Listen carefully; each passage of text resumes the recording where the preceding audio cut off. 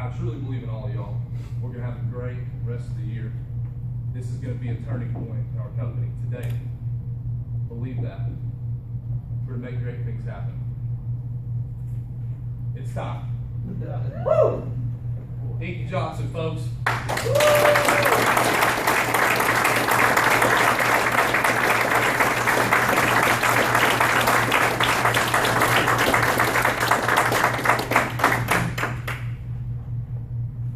Good morning. Good morning. Let's go, man. Good morning. Good morning. Yes, sir. First and foremost, man, I have to express my gratitude to my Lord and Savior, Jesus Christ, for this moment. You know, it's something that I am extremely grateful for. I don't take it for granted. Every day above ground is a great day. You don't think so? Try missing one. We'll see how that works for you. I'd like to thank RJ and his team for believing in me and thinking enough of me and putting me before you all, man. This is something that is very special. But before I get started, man, you know, every day when I wake up, you know, the thing I understand about life, regardless of what I encounter, regardless of what I face, regardless of what I go through, every day I have a choice of how I will respond. And that's what I believe life is about, responding. You know, I love this because RJ told me that he made it optional. And so by you all being in here today, that lets me know that you all want to get better and you all want to take it to the next level. And the thing I can promise you and the thing I can guarantee you about Inky Johnson, every day Inky Johnson wakes up, Inky Johnson gives everything he got to everything he is involved in. I'm not one of these guys that talk about it and don't live it. Everything I talk about, you can ask this guy right here. He was at ET when I was there for a short stint. I give everything I got to everything I'm involved in. I practice what I preach. That's just me, that's just my essence, that's just my makeup, that's just who I am. That is how I have been wired my whole life ever since I came up in Atlanta, Georgia. But before I get started, I have this thing that I like to do with this football. I love this, man. I love this film, and I feel like I can play 4 quarters right now.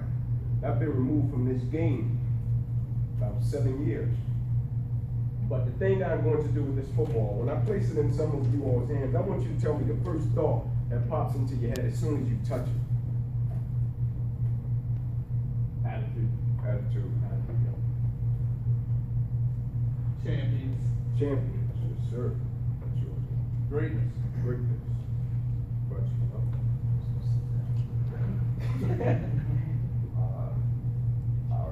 power.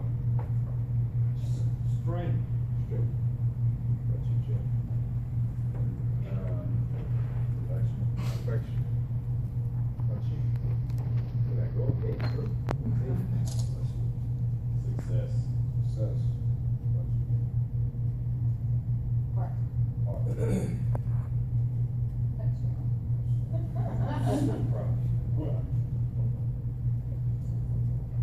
Tell you why I did that. I love the responses that I get from it, and I'm grateful that I didn't bump into a guy and said, "Roll Tide," right here in Knoxville. It's really crazy. But the reason I do it, man, I love the responses. But I also remember the first feeling that I ever got when I touched the football. And it changed my life for the rest of my life. It changed my attitude, it changed the way I approach things, it changed my mindset, it changed my whole spirit. Because I was coming up in the east side of Atlanta, and I was coming up in this neighborhood by the name of Kirkwood. And at the time when I was coming up in Kirkwood, Kirkwood was one of the roughest areas in America. Drugs, gangs, violence, you name it, we had it. And by the way, I was coming up in this 2-bedroom home, and it was 14 of us living there. And I used to sleep on the floor. We would rotate nights where I got the opportunity to sleep in the bed, and when I got my opportunity to sleep in the bed, there would be 6 of us in the bed, 3 at the foot, 3 at the head. And I still remember me and my cousin by the name of Julius, we were out in the street and we were racing light pole to light pole with no shoes. And my uncle came out of the house and he said, "Ink," and he threw me the football and I caught it. And I looked at my cousin, I kid you not, I flipped it up in the air, I said, "Yeah." I said, "This is it." I said, "This is our ticket." And he said, "Ink, what are you talking about?" I said, "This is our family's way out of poverty." I said, "This is my mother's way of never having to work another day in her life." I said, "I'm going to put everything I got into this game called football. Whatever it takes, I'm ready for it, I'm willing to do it, and I'm signed up for it." And so I still remember when I was a kid, man, I would be the last kid in the park after football practice. Everybody had left to go home, and I would be sitting there on the bench. I would have my helmet and my shoulder pads sitting to the left of me. I would be looking up at the lights, and I would just envision myself making plays in the NFL, and my mother would drive up.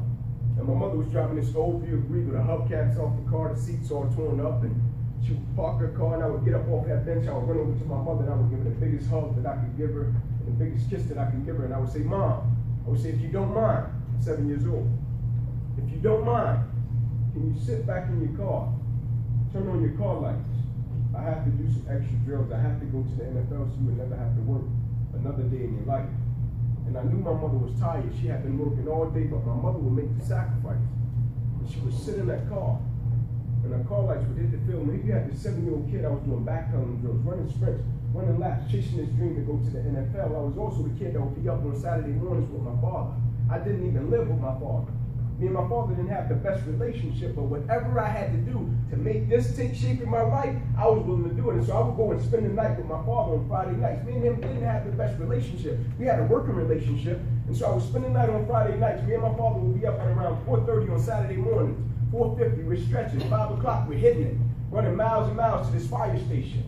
But every time before we took off, my father would always come over to me. He would say, "Ink, I need you to pull that other person outside of you today." And I loved it so much, I never really paid it any attention. Man, I would be so ready. I would be at the line, and he would just be talking to me, and I would be zoomed in, and I would be zoned out. He would say, "Ink, I need you to pull that other person outside of you today." And I would just take off because I love the process. I love the sacrifice. I love the commitment. I love the dedication. I wasn't one of these cats that had $1 million dream with a minimum wage work ethic.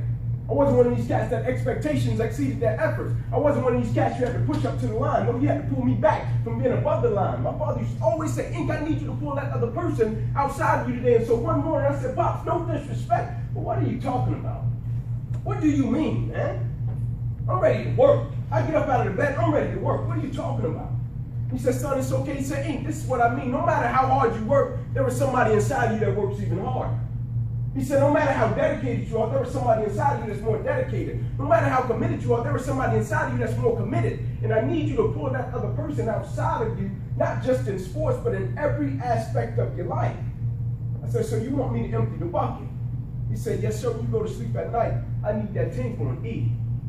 Changed my life. I didn't know I had another person living inside of me. You see, my whole time, I thought I was giving everything I had to everything I was involved in. My father saw another person in me. He saw another gear in me I didn't even know I had. He saw something in me that I didn't even know I had in myself.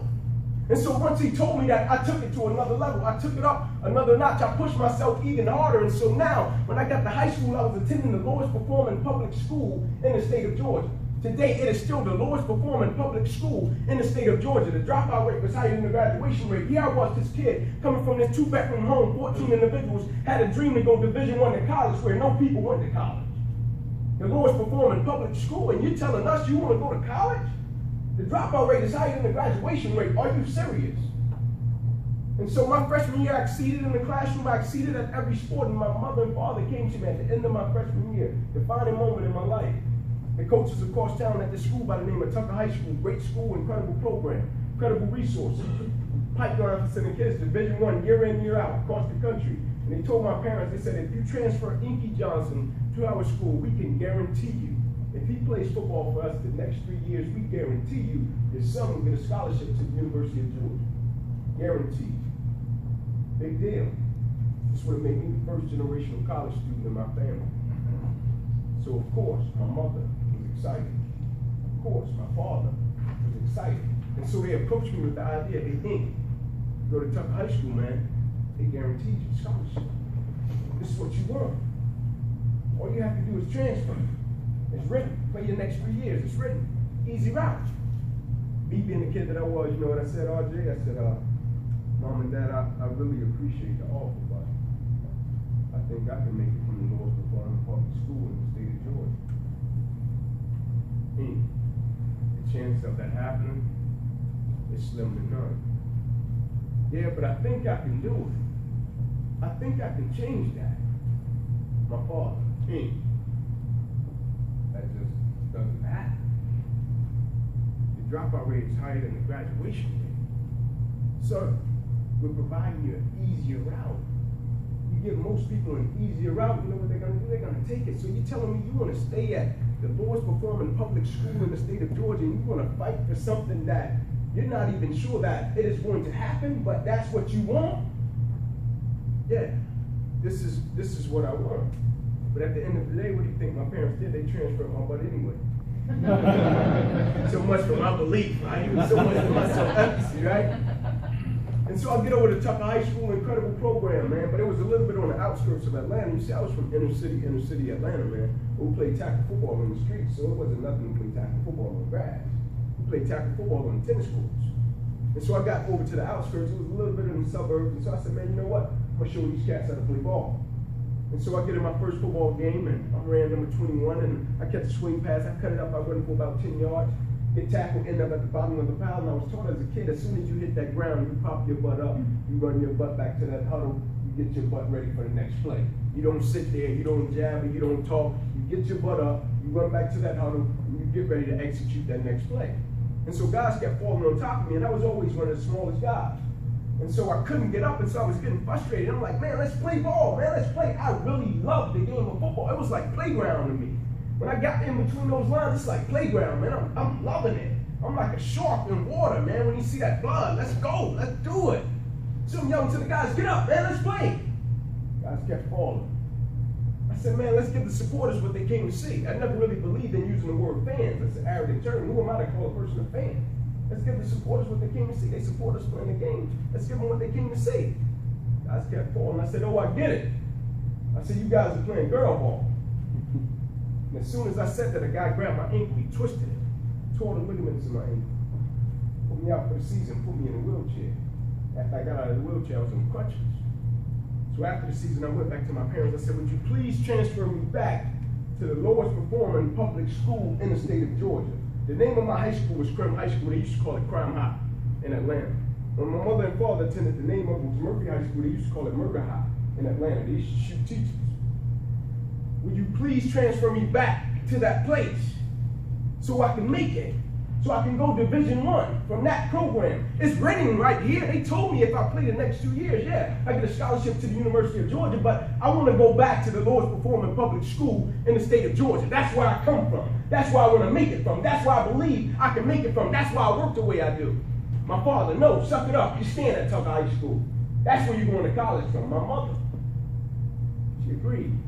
She had a soft spot for her son. Transferred me back to Crim High School. The first football game, my junior year, I break my clavicle. Now I'm really in trouble. Because here I was, this kid that was coming up in Kirkwood, and I would go in the corner with all the drug dealers. I would go to that Amco gas station with the gang members, and I would say, yeah, I would say, you guys see all of this? I'm going to be the one to change it. I would say, you see Crime High School? I'm going to be the one to put Crime High School on the map. You see my family situation? I'm going to be the one to take my family out of that situation. And so back when I was coming out of high school, your junior year was the year that the college scouts come in, evaluate your tape, see if they want to offer you a scholarship. Now it happens a lot earlier. They got Lane Kiffin down at the University of Alabama. They're allowed to offer academy in 5th grade. There's nothing about the NCAA. I coached with him. I was a grad assistant with him. But I had no scholarship offers. And so I would be walking home, and guys would come off the corners, and they would approach me, and they would say, hey, Ink. They would say, aren't you the same guy that said you were going to make it from Crime High? I said, yeah, that's me. They say, aren't you the same guy that said you were going to change your family situation? Yeah, that's me. Aren't you the same guy that said you were going to change this community? Yeah, that's me. And they would proceed to say, your future is not looking so bright. Maybe you'll end up on one of these corners selling drugs like your uncle's going in and out of prison. I got an uncle that just got out of prison for doing 8 years bound selling drugs. So I got really discouraged. It's kind of like that quote that says, people too weak to follow their own dreams will always find a way to discourage you from following yours. But I'm a firm believer that God strategically places people in all of our lives in order to help us to become the individuals that He wants us to become. And so God sent this coach by the name of Darren Miles, incredible man, incredible coach. He was Jamal Lewis's high school coach that played running back at the University of Tennessee, went on to be a great running back in the NFL. And he called me one summer day. He said, Inky Johnson, why don't you come into summer practice, son? He said, I heard you were a great athlete. I said, Coach, my dream has changed. I'm going to the NBA. He said, oh man, you're going to the NBA, huh? He said, I heard you can do it, man. Heard you average over 30 points per game. I was a true point guard. I said, yeah, I'm going to the NBA. He said, well, why you at it, smart guy? I want you to do a little research for me. He said, I want you to go up to that library. I want you to look on every NBA roster. You tell me how many 5'9" point guards you see. He said, then I want you to look on NFL rosters. You tell me how many 5'9" cornerbacks you see. You give me a call back in the morning. I sprinted to the library, determined to prove him wrong. I looked on NBA rosters. I didn't see one 5'9" point guard at the time. I looked on NFL rosters. It was 5'9" cornerbacks across the board. Made my decision a lot easier. I went back home. I picked up the phone. I gave Coach a call. He picked up the phone. He said, what did you think? I said, I will be in practice tomorrow. He said, I thought so.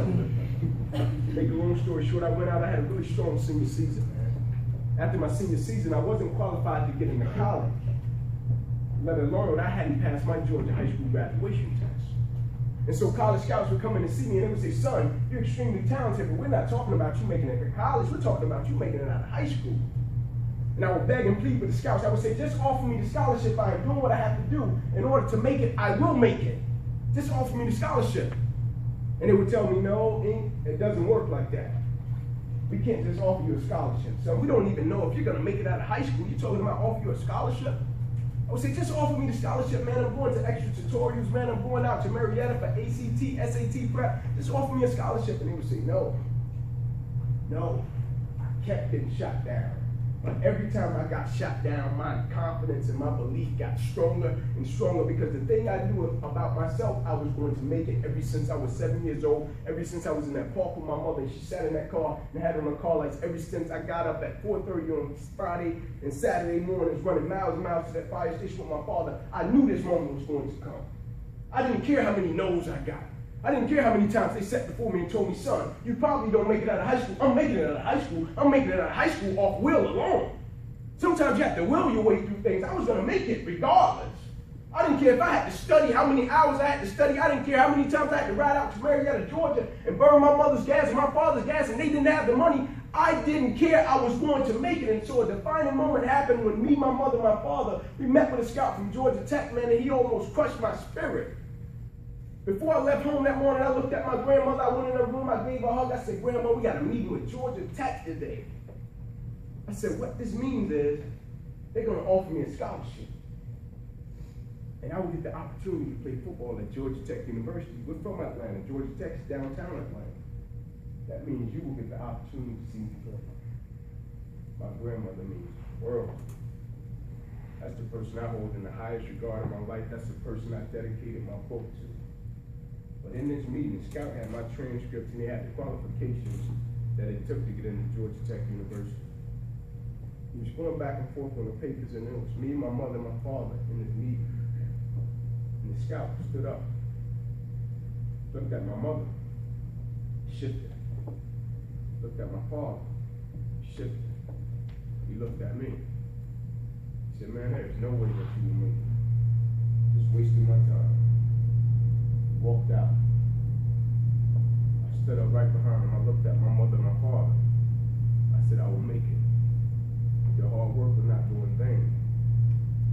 Next week at Prim High School, Coach Philip Fulmer came. My head coach came to the front of the room. He said, do you guys know what this is? This is a true story. Me and all the seniors were sitting in the big room similar to this. And everybody looked up. They said, no. They waved them off. I was sitting in the back of the room. I said, man, that is Coach Philip Fulmer from the University of Tennessee. I tapped my friend on his leg. He said, who? I said, checkerboard end zone, man. Orange and white checkerboard end zone. He said, I don't know anything about checkerboard end zone. He said, but I hope you make it to college. So we went back to my coach's office. We took a seat. Coach Philip Fulmer looked me dead square in my eyes and he said, son, I want to offer you a full scholarship to the University of Tennessee. That is why to this day, that is my God. I looked back at him. I said, Coach, you know my situation, right? He said, yeah, I know your situation, but I believe in you. He said, I will see you in the summer. I said, Coach, I'm coming. He laughed. He said, Inky, I don't think you understand how this process works. He said, son, first you take an official visit up to the university. You see the city. You hang out with the coaches and the players, and then you make the decision if you're coming. I said, Coach, I don't think you understand. I said, I am coming. I said, Coach, you're dealing with a kid that comes from a two-bedroom home, 14 individuals. You're dealing with a kid who sleep on the floor. You're dealing with a kid that didn't sleep in a bed by himself until I came up on my visit to the University of Tennessee. You're dealing with a kid that used to race to be the first one at the bus stop in the morning when I did catch the bus to shake my boat bag and my jackets out to make sure there were no roaches and rats. So when I tell you I am coming, I am coming. You don't even have to waste the university's money. He said, yeah, Ink, but I still want you to take an official visit. And so I did. And so on that Sunday is the day that you make your decision solid. On that Sunday, the thing I did with Coach Philip Fulmer, I still do this until this day. I shook his hand. I gave him a hug. I stepped back. I said, thank you. I said, not only for changing my life, but for changing countless others' lives that you don't even know about. I said, because we don't see this moment happening in Kirkwood every day. We saw people getting killed. We saw people getting shot. We saw people getting sent off to prison for life. But we didn't see people coming off of my block going Division I to college. And so when I got back to Atlanta, I went on those same corners. I went to that same Amoco gas station. I said, I told you cats I was going to make it, man. I told y'all I was going to college. And so now people's comeback was, why did you come back to Crown High School? Why did you come back? Why did you come back to the Lord's Performing Public School in the state of Georgia? Why did you come back where the dropout rate was higher than the graduation rate? Why did you come back where you all didn't have any resources? Why didn't you just stay across town at Tucker High School? Why didn't you just stay across town where you had an easier route? Why didn't you just stay across town where you would have been better prepared for college? Why did you come back? And I told him, I said, man, it's kind of like when you ride an airplane. And you go in the restroom on some of these airplanes, and as you're leaving out, there's the sign on the wall that says it's common courtesy to the person that's coming behind you. Can you wipe the sink out and leave it better than you found it? But it's common courtesy to the generation that was coming behind me to Crim High School. I was about to leave it better than I found it. You know, the thing you have to understand about life, every avenue that you take, every journey that you go down, two words come to mind: honor and legacy. You honor the ones that paved the way for you.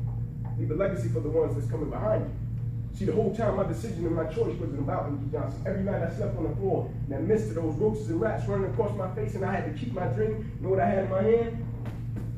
This old boy. Those roaches and rats would be running across our face, and you know who's beside me? My three little cousins. And I would toss that football up in the air, and I would catch it. And I would look them dead square in their eyes, and I would say, man, I can't wait until I make it to the NFL. And the one beside me would have his basketball. He would flip it up in the air and he would catch it. He would look at me dead square in my eyes and he would say, Ink, I can't wait until I make it to the NBA. The one beside him would have his baseball. He would flip it up in the air and say, Ink, I can't wait until I make it to the major league. So the thing I knew personally in my spirit, if I would have went across town to the University of Georgia from Tucker High School, a lot of people would say, great story, that's incredible. But the thing I knew personally in my spirit, I still would have had to come back into Kirkwood and speak into the lives of my little cousins. And when I would have posed the question of, why aren't you guys doing what you have to do in order to make it to college? They would say, Ink, you went across town. We didn't have the same opportunity. So I wanted to remove any justification for any excuses, because I don't believe in excuses. I don't believe in you're a product of your environment. No, you're a product of your decisions and your choices. Every day you wake up, what do you have? A choice of the attitude that you will possess toward life, of the perspective that you will see life with. My decision and my choices are never about Inky Johnson. It's about the grand scheme of every situation that I come in contact with. I want to be a value creator in life. What I mean by value creator, I want to add value to every person's life that I touch, to every environment that I'm in, man. I don't just show up to show up. I show up to change things. I don't just play football to play football. I wanted to be the best player that ever played the game of football, period. I played cornerback. I didn't want to be just the best cornerback. I wanted to be the best player that ever picked up a football. So you can only imagine my mindset. You can only imagine my spirit. Like when you guys come in this building, don't want to be the best. Don't want to be the best store in the world, man. When I talked to the team over at UT, I told them front and center, I said, listen, it's one goal and it's one goal, that's it. That's the national championship. That's it. It's not the SEC championship. It's not to be SEC East champions. Why are you playing the game if you just want to be SEC East champions? Go home, fold it up, get with your mama, get in the snuggie. If that's all you want. If that's all you want. We're playing for the big boy. Every day you wake up, you go for the gusto, man. That's been my spirit, that's been my attitude my whole life. I want it all. I want everything that God has in store for me, and every day I'm giving everything I got to show God that I'm serious. First and foremost, you have to show God that you're serious, man. About everything that you're able to do, about every blessing that He bestows upon you. That's why I was able to respond September 9, 2006 when I encountered my injury over at the University of Tennessee. I should be the first one in that football complex. Every day, I will be the first one in there hitting it. I'm in there when it was dark. I'm in the weight room, I'm watching them come in with their book bags. I'm halfway through my workout. I used to leave. It just used to be me and the custodian. The coaches would be going home. It would be me and the custodian. Sometimes it would be me, Gerard Mayo, who now plays for the Patriots, and the custodian. The custodian used to come over to me just about every night, except on Fridays when we'd be standing in the Crown Plaza, or if there was an away game, and he would come to me and he would say, son, what are you still doing in here? You have to go to your dorm and get some sleep. You have to go home. You have to get out of here. And I said, no, this is what I'm here for. This is what I signed up for. And so if you sign up to be legendary, if you sign up to be great, you have to be willing to embrace whatever comes with that. You see, a lot of people want the prize, but they don't want the process. But the process makes you who you are.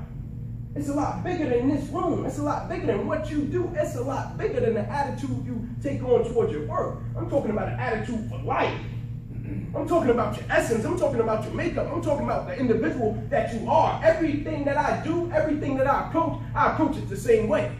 And so September 9th, when I got into this collision and it changed my life forever and I almost died, and I came through that, my mind was made up a long time ago. If I could do anything to control this situation where I'm about to lose my life, I'm not going anywhere.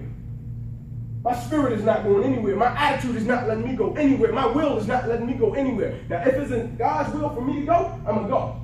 But if I can control this situation, nothing is going to beat me. Nothing is going to break me.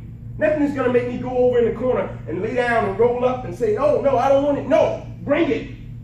You got the right one. Adversity got the right one. But the thing about adversity will introduce you into who you really are. And if you don't know who you are as a person, it will crush you. It will body blow you. And it will KO you. But I've been knowing who I was, man. My whole life, I'm a survivor, man. I remember the time I had to eat syrup sandwiches. And so now you get me in gear told and you feed me a steak. You feed me a steak. And I grew up on syrup sandwiches. I grew up on a can of Vienna sausages. And some nights I missed a meal. Now you get me in gear told and you feed me a steak and you feed me wings and you feed me these good meals. And you're telling me all I have to do is play the game of football. All I have to do is destroy my opponent. It's over for you. You don't stand a chance. The same thing applies to your work. The same thing applies to your life. You see, they paralyzed my right arm. They paralyzed my right hand. But it didn't paralyze my spirit. It didn't paralyze my heart. It didn't paralyze my attitude. And so I didn't stop one beat. I finished. I got my undergraduate degree. I finished. I got my master's degree. And you know what? Those three little cousins that slept on that floor beside me, the expectation was set. All of them went to college and graduated. The same way, if you come in this building and you create a culture of greatness, and every day you come in here with the right attitude and the right mindset, and you come in here committed. You know what commitment is?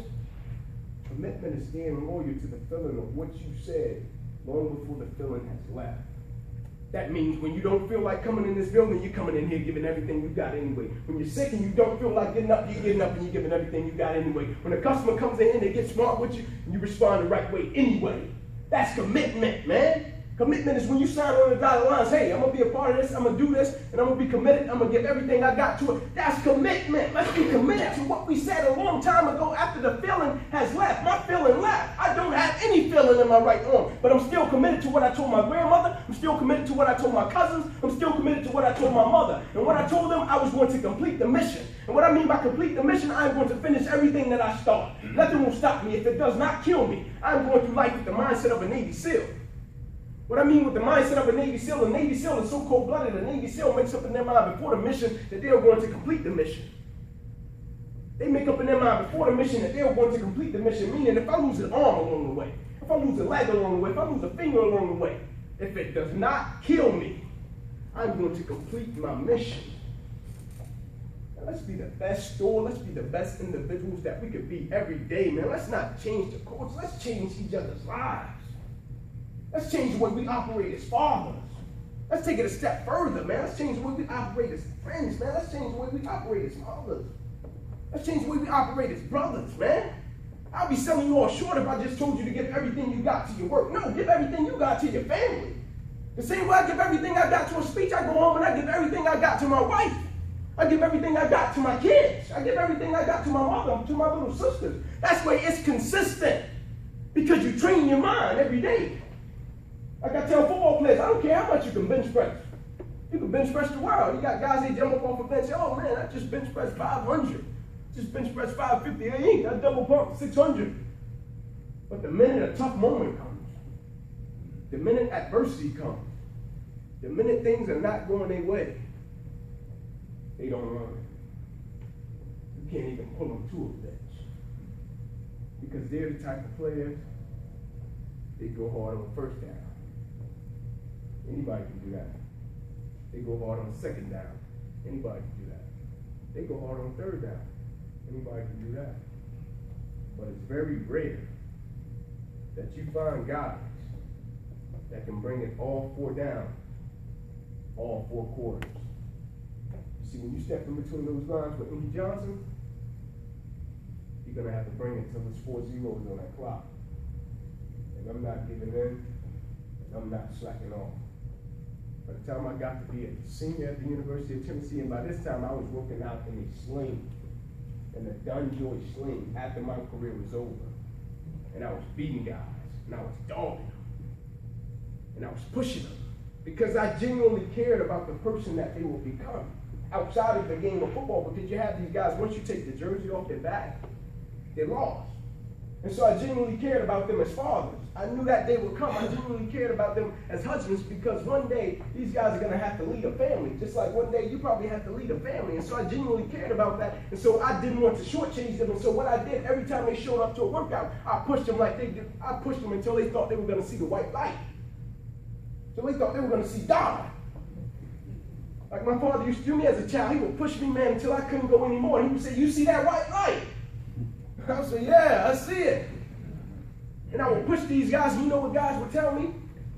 These guys were at the University of Tennessee on full scholarships, could play ball, and have an opportunity to go to the league. And you know what they would tell me when they get tired, when it hurts, when they had to dig deep, when all they had to do was dig deep. The storm don't last forever, a rough patch don't last forever, a tough moment don't last forever, a tough week, a tough month, it don't last forever.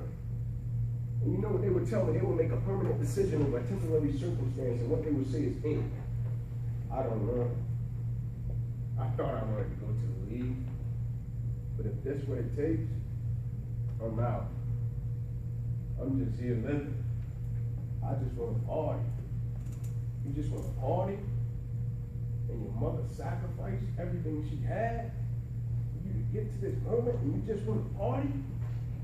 You just want to party? When you're blessed to have a scholarship, to do the thing that you love, and there's people all across this country that would love to be in your shoes, that would love to have the opportunity to do what you do. You just want to come in here and give half effort? There's people that would love to have your job. You just want to come in here and not give everything you got. When God has blessed you to have a job, blessed you to provide for your family, blessed you to be able to be a blessing to somebody else, and you just want to come in here and act like it's nothing? How can you do that? How can you disrespect God in that way? How can you disrespect this company? How can you disrespect this brand? Every day you step into a building, every day you show up. Empty that bucket. Give everything you got, because the thing you have to understand, it's a lot bigger than your job, man. It's about life. And the thing about life, life is going to body blow all of us. Life is going to hit all of us in the face. But it's not about how hard we get hit. It's about how we respond when we get hit. Life is about responding.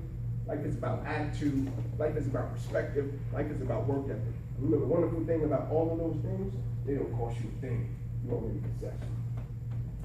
All you have to do, it's like my father used to tell me, I was 7 years old, pull that other person outside of you. There is somebody inside of you that works even harder, and you know it. It's a terrible feeling to go home at night and look in the mirror and know you have cheated your teammates, you have cheated your company, but ultimately, you have cheated yourself.